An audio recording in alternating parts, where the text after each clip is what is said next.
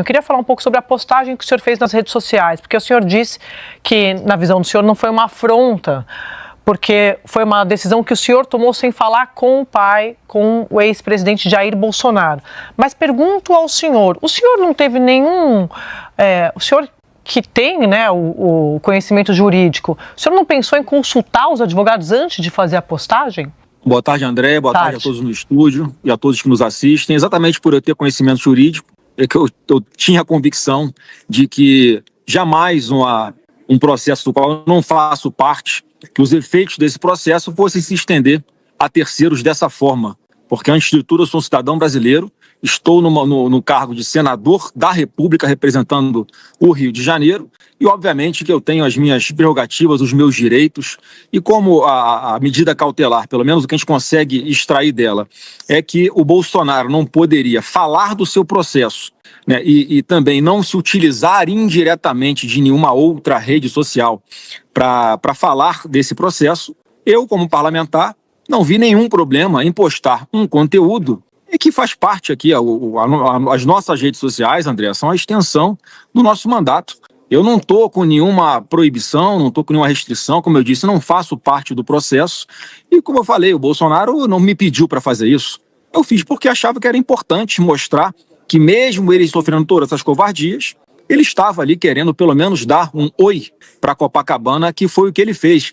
E o mais importante, a primeira decisão de medida cautelar que impõe uma tornozeleira eletrônica ao Bolsonaro é completamente sem pé nem cabeça. Mas, senador, só para fazer uma pergunta para o senhor, quem que o senhor imaginou que fossem os terceiros? Porque há proibição do uso de redes sociais diretamente ou por intermédio de terceiros. Quem seriam os terceiros? Olha, pelo critério Alexandre de Moraes, terceiro é quem ele quiser. Não, mas o senhor é um terceiro, concorda? Porque... Eu sou um terceiro, você é um terceiro. Se o Bolsonaro o senhor sabia que seria violar a medida judicial? Não, pelo contrário. Qualquer pessoa de bom senso sabe que essa medida cautelar ela foi criada por Alexandre de Moraes saciar o seu desejo de vingança e antecipar o que ele queria fazer, sei lá, em setembro ou em outubro. O André, não pode o Bolsonaro dar uma entrevista aí para a Globo News. Vocês já são restritos de falar sobre alguns assuntos, né? Porque por decisão da cabeça dele, não pode falar do processo.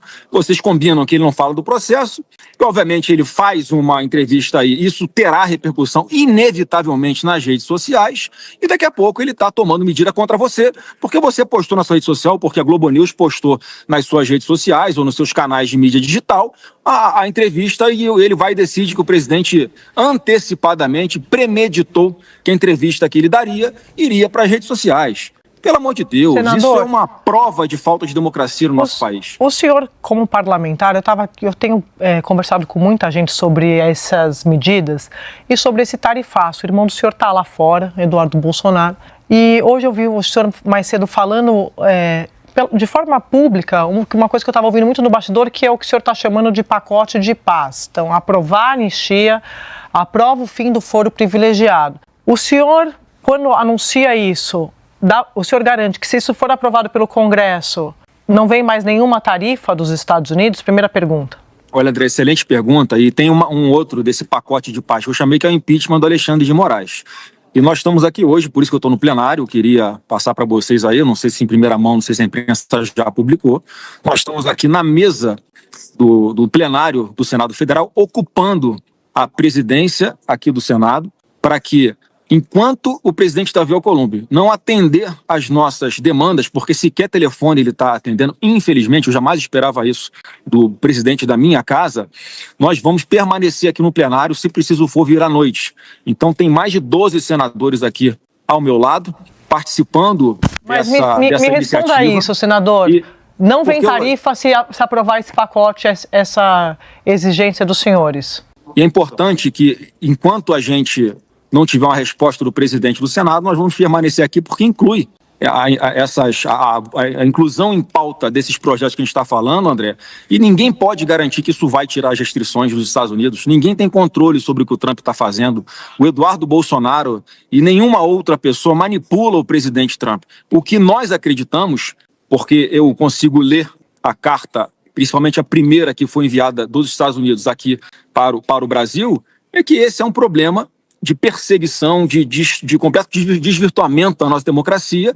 E a anistia, obviamente, em sendo aprovada aqui, é um passo prático, um gesto prático importante para que a Casa Branca possa, sim, rever essas sanções. Então, se nós queremos resolver o problema, que já era para ter sido resolvido muito antes de qualquer conversa sobre Estados Unidos, a gente aqui está cumprindo a nossa obrigação, algo que já era para ter sido feito, porque para resolver o problema, Andréia, a bola está com a gente aqui no Congresso Nacional. Mas, senador, é importante ter a consciência disso. Eu acredito que isso vai, sim, sensibilizar o governo para que retire as sanções, mas agora ninguém pode falar pelo presidente Trump, obviamente. Mas quem criou esse problema foi Eduardo Bolsonaro com Paulo Figueiredo lá articulando as tarifas. O senhor pode responder, mas eu só quero fazer um complemento para dizer o seguinte: e se não for aprovado esse pacote, anistia e foro privilegiado, como é que os senhores, a família Bolsonaro, explica para o eleitor que quem vai pagar essa conta vai ser o eleitor, vai pesar no bolso? Qual que é o argumento que os senhores têm a apresentar? André, é muito simples, né? Porque se o Brasil chegou nessa situação que está... E a gente perdeu o senador. Pode responder, por favor. Desculpa a vocês no estúdio, a quem está nos assistindo. Olha, isso aí, obviamente, quem trouxe os Estados Unidos para a pauta aqui no Brasil foi Alexandre de Moraes. Você não pode botar a culpa no Eduardo Bolsonaro, que está lá apenas levando informações, uma das pessoas que leva informações ao presidente Trump. Quem colocou como investigado no inquérito de fake news o Elon Musk foi o Alexandre de Moraes. E pior do que isso, além de atingir cidadãos americanos, ele atinge empresas americanas, André. Você vai se lembrar? Eu vou fazer de novo a pergunta para quem estiver chegando agora, porque caiu umas 3 vezes. Eu perguntei como é que a família Bolsonaro explica para o eleitor que o brasileiro pode pagar a conta do tarifaço se a anistia e o fim do foro não forem aprovados. Tem que perguntar ao Alexandre de Moraes, né, que foi quem botou o Brasil nessa confusão junto com os Estados Unidos, e ao Lula, que a todo momento hostiliza os Estados Unidos. Ele próprio fecha as portas dos Estados Unidos para qualquer negociação. Parece que ele quer realmente que chegue esse tarifaço, porque ele está achando bom o Brasil pagar esse preço e ele achando que vai ter algum benefício político em função disso. Mas só que é importante, André, porque você falou que a culpa é do Eduardo. E a culpa não é do Eduardo, ele é uma das pessoas que está lá levando informações à Casa Branca, que houve várias pessoas, obviamente. Ninguém manipula o presidente Trump. Quem colocou o Elon Musk de investigado no inquérito de fake news foi Alexandre de Moraes. Quem bloqueou contas de empresas americanas, porque ele bloqueou aqui a conta da Starlink para poder atingir a rede X, que era do Elon Musk. Ele estende efeitos de um processo judicial a pessoas que não fazem parte do processo judicial. Isso acontece a todo momento. Então a gente não pode já partir do princípio, a gente não pode deixar de discutir antecipadamente quais são, se as decisões de Alexandre de Moraes estão dentro da lei ou fora da lei. E ele reiteradamente tem tomado decisões fora da lei para atingir os objetivos que ele quer. Pois não. Senador, Otávio Guedes.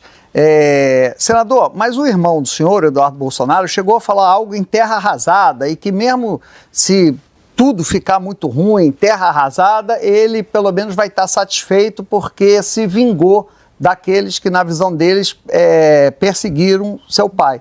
O senhor comunga, é uma posição da família isso, de que terra arrasada é bom para se vingar do que vocês julgam uma injustiça? Olha, vingança não está aqui escrito na minha testa de forma alguma. O meu perfil sempre foi um perfil de buscar o equilíbrio e de buscar resolver as coisas com bom senso. Otávio, hoje a briga não é mais esquerda e direita. É contra a direita e a falta de bom senso das pessoas que estão tomando essas decisões e bagunçando a democracia.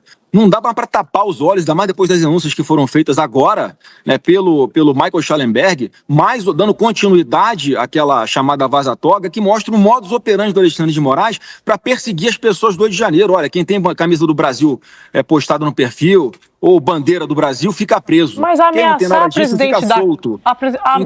presidente do Senado, da Câmara, é a solução, senador? Porque o Eduardo Bolsonaro está fazendo isso. Não, é só pegar as declarações dele.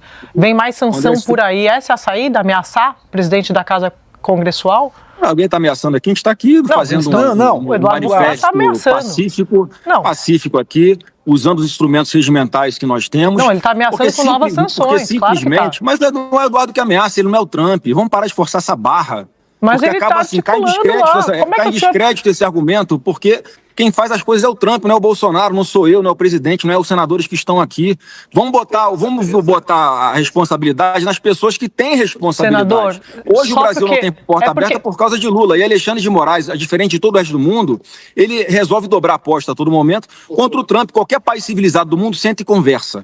Aqui o Alexandre de Moraes quer mostrar que ele fala maior, que ele manda no Brasil e simplesmente faz o que está na cabeça dele contra o que está na lei. Só porque o senhor fala no Eduardo Bolsonaro, quem disse que é sobre Bolsonaro foi o Trump, quando ele coloca na carta. Sim, então não tem como, né? Aí fica complicado dizer que não tem a ver com o Bolsonaro. A culpa da mulher ser estuprada porque ela estava com a saia curta, é isso? Senador. A culpa quer botar a culpa no Bolsonaro. Não. Quem está fazendo a confusão no Brasil não é o Bolsonaro. Senador, a vítima é o Brasil, não é seu pai. Exatamente. É. A vítima a vítima é o Brasil, exatamente. A vítima de Alexandre de Moraes é o Brasil. Vai pagar essa conta.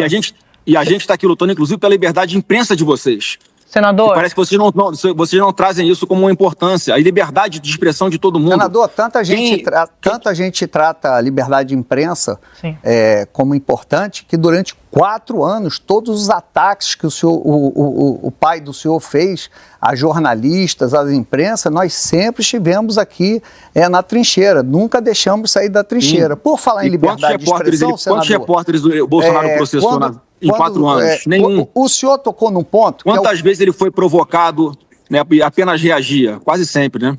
Bom, que digam várias amigas minhas, jornalistas mulheres, que nunca provocaram. Estavam no exercício legítimo de sua profissão e foram vilmente quando não tem argumento, vai para a pauta sexista. Eu entendo como é que é. Não quero nem nominar. Mas vamos lá, senador. O senhor pegou um ponto mais controverso da decisão do Alexandre de Moraes, que é o uso de redes sociais por terceiros. Esse é um ponto que todo jurista, isso causou uma grande dúvida de como é que se faz isso. E o senhor foi lá nesse ponto exatamente, publicou um vídeo do seu pai, depois apagou, e isso é que desencadeou ali novas medidas contra Bolsonaro, deslocando a discussão de tentativa de golpe de Estado para uso de rede social, que interessa a vocês, interessa totalmente. Eu já fiz esse comentário, foi uma vitória de vocês, esse deslocamento da discussão. E a leitura de que vocês provocaram isso, de que isso foi intencional. Gostaria de ouvi-lo. Otávio, obrigado pela oportunidade de falar sobre isso. Quem está com essa leitura está completamente equivocado. Não teve nada premeditado, o Bolsonaro está cumprindo todas as exigências, colaborando com o processo desde sempre. Mas só que, mais uma vez, a gente pega o processo de uma parte, Otávio, e não considera como é que isso tudo começou. O Alexandre de Moraes instaura um processo contra Eduardo Bolsonaro e Jair Bolsonaro, exatamente porque acusando o Eduardo de estar lá procurando sanções contra ele próprio, Alexandre de Moraes. Como é que uma pessoa como essa preside esse processo? Como é que ele participa desse julgamento? É óbvio que ele é suspeito, que ele tem interesse em participar desse processo. Ele jamais poderia tomar qualquer decisão com relação a esse processo. Então, como ele faz o que quer, vai evoluindo, ele inventa uma nova medida cautelar. Como já deu um exemplo anterior, ele estende efeitos do processo a pessoas que não estão no processo. Portanto, a culpa não é minha. Por que ele bota na justificativa dele que eu, se não me engano, o Carlos e o Nicolas Ferreira postamos esse mesmo vídeo, quando milhares de pessoas postaram esse vídeo, ele não fez absolutamente nada contra outras pessoas, inclusive parlamentares. Não estou falando com isso que ele tem que fazer, não. Ele não tinha interferido, era contra ninguém, porque é ilegítimo ele estar presidindo esse processo, é ilegal. Ele já, numa corte séria, ele já teria, se fosse um juiz sério, ele já teria abrido mão de participar, se declarado suspeito de primeiro. Ele não pode, ele de própria vontade, abrir esse processo e, pior, tomar as decisões de medidas cautelares sem sequer ouvir o Ministério Público. Está tudo ilegal nesse processo, Otávio. A gente não pode desconsiderar que ele está atropelando tudo e a todos para perseguir o Bolsonaro e para chegar ao objetivo dele, que sempre foi prender o Bolsonaro. Essa sentença está fabricada, pronta, muito antes do processo começar. Senador, o senhor considera que a nossa Suprema Corte não é séria e, portanto, precisa de uma intervenção de um outro país? Óbvio que eu não estou falando isso, Otávio. Eu estou falando que o Alexandre de Moraes, o Brasil está pagando um preço muito caro para defender o Alexandre de Moraes. A gente vai ter que fazer essa escolha. Ou o Alexandre de Moraes vai parar o Brasil, ou então ou o Brasil, ou vamos ter que escolher entre o Alexandre de Moraes e entre o Brasil. É isso que eu estou falando. Porque a gente não pode continuar vendo todo esse suporte que há ao Alexandre de Moraes, inclusive de parte da imprensa, como se estivesse tudo normal, como se ele não estivesse agindo fora da lei. Pô, cadê a repercussão dessas denúncias feitas ontem, a continuação da vaza-toga? Isso é uma coisa gravíssima. Eu tô aqui em cima de mim, tem o Rui Barbosa, um grande jurista. Eu imagino como é que ele está se revirando, né, no céu, se Deus quiser, onde ele está agora, vendo a que ponto chegou a Suprema Corte do nosso Brasil. Senador, queria agradecer imensamente. Obrigada. A gente está sempre à disposição. Um abraço, até a próxima.